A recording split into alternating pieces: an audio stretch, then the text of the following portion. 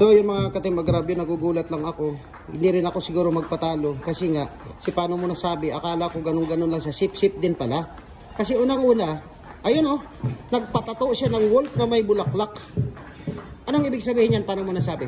Paano mo nasabi na wolf yan? Boss, para daw sa babae niya. Patay tayo.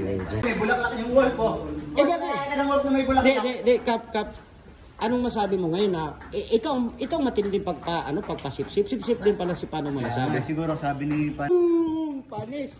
Wala ka, boy. Ako nakatingin lang ako sa inyo kung ano ang ginagawa. Patay tayo dyan, Kap. Ano talaga siya, paano mo nasabi? Banda, harap ka nga dito, tingnan natin yung tingnan ko ngayon tattoo. Huwag ka munang gumalaw. Ayan oh, sigurado talaga, wolf na may bulaklak. Para saan yung bulaklak? Paano mo nasabi na may bulaklak? Patay tayo dyan, hindi pa rin naamin Hindi pa rin. Huli na, di ba na? Huli na. Nako, Kap, hindi ko alam, Kap, kung ano ang gustong ipapahiwatig nito, bakit naglalagay siya ng wolf. Kasi alam mo naman na sa Friday, sa Martes, birthday at saka binyag ng aking inaanak na anak mo. Ngayon, nako. Ay naku, patay tayo rito. Mukhang nauunahan ako. Imbis ako yung dapat nagsisip-sip, ikaw pala yung masip-sip. Akala ko si paano mo nasabi, ganun. Para kanino yung rose na binitbit ng wolf? Siyempre, sinasabi niya siguro para sa asawa niya. Pero hindi ako nagsabi ng salitang asawa, si Malik lang. Patay tayo. Alam mo naman na magbe-birthday bukas ang asawa mo. Magbe-birthday bukas ang asawa mo. Ngayon, para sa kanya yung rose para kay Ate Isabel. Para kay Isabel pala yung... Pero tanong mo sa ako kababaero kay Gary. Tanong ko sa isang babaero kung saan. Para kanino yung yung rose na... Hindi, anong masabi mo bukas? Birthday ni Jezebel. Hindi ko talaga alam kung para kanino yung rose kasi si Kuya Phil, pagdating niya kanina, iba yung ngiti Oo nga eh. Parang pagod na masaya.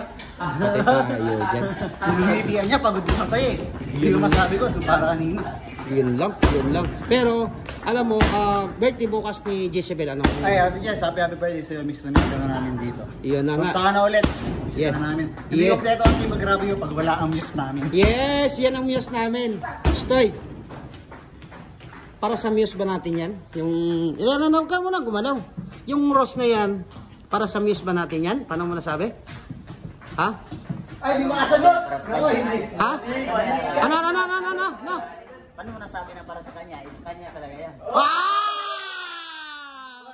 And the best. Sabi ko paano mo nasabi? Siguro sinag-video ha. Kunwari sinabi ko para sa kanya pero para sa inyo talaga to.